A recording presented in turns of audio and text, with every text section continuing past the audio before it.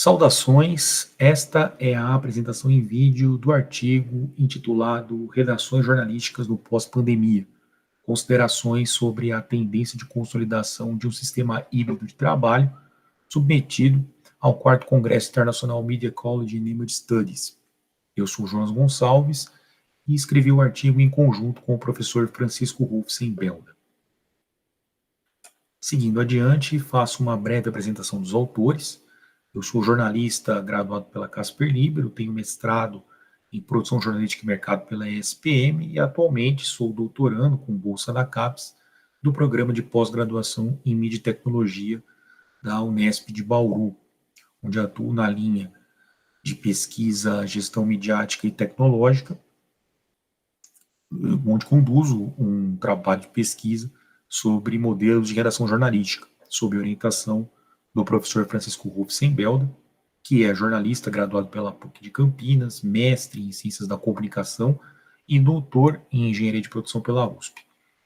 Ele é professor do Departamento de Comunicação Social da Faculdade de Arquitetura, Artes, Comunicação e Design, da Unesp de Bauru, e, na mesma instituição, é docente permanente do Programa de Pós-Graduação em Mídia e Tecnologia. Ele atualmente é presidente do Instituto para o Desenvolvimento do Jornalismo, o PROJOR, e co-líder do The Trust Project, o projeto Credibilidade no Brasil. De forma introdutória, destaco que o artigo traz a problematização da mudança do sistema de trabalho presencial para o remoto no jornalismo durante os últimos 2 anos, a partir de março de 2020, quando a pandemia de Covid-19 foi decretada pela Organização Mundial da Saúde. O foco do artigo é, a partir do levantamento de dados que foi realizado, traçar possíveis tendências que podem ser esperadas para o período pós-pandemia, o que está alinhado com a proposta deste evento.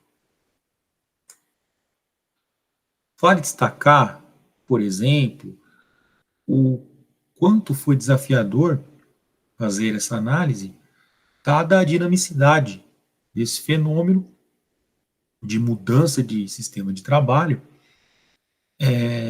Isso está dentro do escopo de uma tendência que as redações jornalísticas demonstram nos últimos anos de passarem por transformações cíclicas. Então, consideramos que seria interessante agregar a esse debate avaliações de consultores especializados nesse setor de jornalismo e também dados de relatórios visando obter indicadores de tendências melhor consolidados. Então, nós temos uma gama considerável de referências consultadas, incluindo artigos, estudos e relatórios, que foram elaborados por fontes diversas, incluindo consultorias, institutos de pesquisa, entidades setoriais, sites especializados na cobertura do campo de gestão de mídia, ou media management. Então, nós temos como resultado uma diversidade muito prolífica de pontos de vista a respeito dessa mudança que ocorreu neste último biênio. Ao analisarmos alguns casos de veículos brasileiros e também de outros países da América do Sul, dos Estados Unidos e da Europa, nós podemos apontar algumas tendências gerais, a começar pela forma de implantação do sistema de trabalho remoto, que teve um caráter emergencial em razão da contingência sanitária. Mas é interessante levantarmos a questão principal, que é como estruturar redações distribuídas numa situação atípica como esta. Também são apontadas vantagens e desvantagens do home office, do trabalho remoto. E, em razão disso, chegamos a situação que temos hoje, em que, dadas as dificuldades que eventualmente surgiram com o trabalho remoto, ou com as redações dispostas nesse sistema distribuído, a ideia de um modelo híbrido que concilia as rotinas presenciais e remotas encontra-se em franca ascensão. Vários veículos têm adotado esse modelo. Porém, um fator-chave para que esse sistema híbrido tenha a consolidação e a continuidade após a pandemia é uma mudança em dois âmbitos: no âmbito cultural e também no estrutural. É algo que é o chamado fator crítico de sucesso.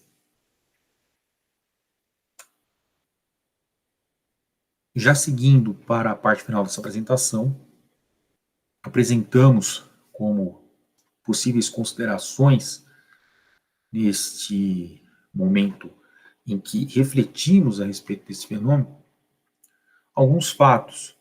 Por exemplo, de que o retorno ao trabalho presencial tem sofrido com adiamentos e incertezas em vários países. Isso se deve a diversas razões, por exemplo, as variantes do coronavírus e também a velocidade dos processos de vacinação, que tem variações de acordo com a adesão das populações. Então, nós também trazemos para esta apresentação um fator que nós consideramos importante, que é a própria pandemia sendo a grande indutora, a grande aceleradora de transformações nesse período. Pois muitas redações já vinham planejando ou cogitando a hipótese de adotar, ao menos parcialmente, um sistema de trabalho remoto. E a pandemia fez com que esses planos fossem colocados em prática muito mais rapidamente do que se poderia imaginar.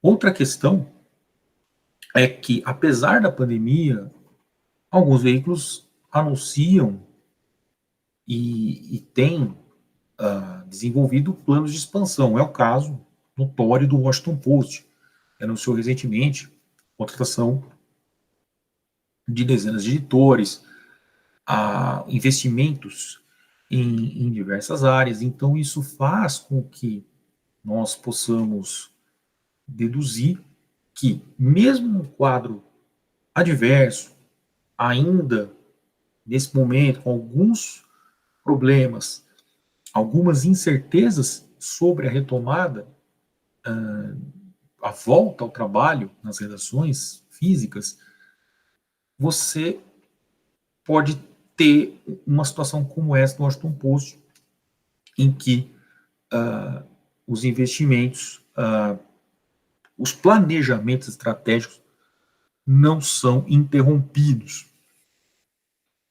Também constatamos que surgiu, em decorrência desse quadro imposto pela pandemia de Covid-19, uma oportunidade para que as redações possam ir além das suas próprias estruturas físicas, trabalhando em diferentes situações, em razão da infraestrutura especialmente desenvolvida a partir dessa contingência.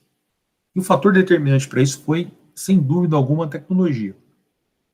Embora seja muito necessário ponderar que o fator humano é crucial.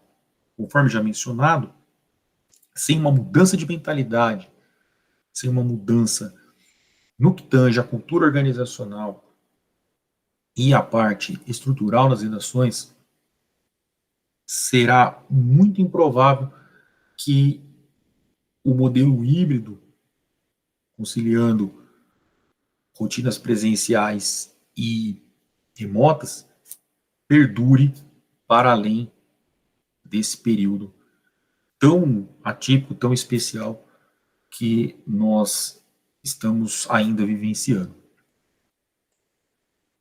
Encerrando a apresentação, faço aqui os meus agradecimentos, em meu nome também, em nome do professor Francisco Wolff-Sembelda, pela oportunidade de apresentação deste artigo, e nós também estendemos nosso agradecimento ao Programa de Pós-Graduação em Mídia e Tecnologia, à Faculdade de Arquitetura, Artes, Comunicação e Design, a FAAC, e à Universidade Estadual Paulista, a Unesp, pela viabilização deste curso de doutorado acadêmico, em que pesem aí as restrições impostas pela pandemia. E um agradecimento especial à CAPES pela concessão de bolsa de estudo para o apoio a este pesquisador. Muito obrigado e nos colocamos à disposição para os debates que serão promovidos neste evento. Até uma próxima oportunidade.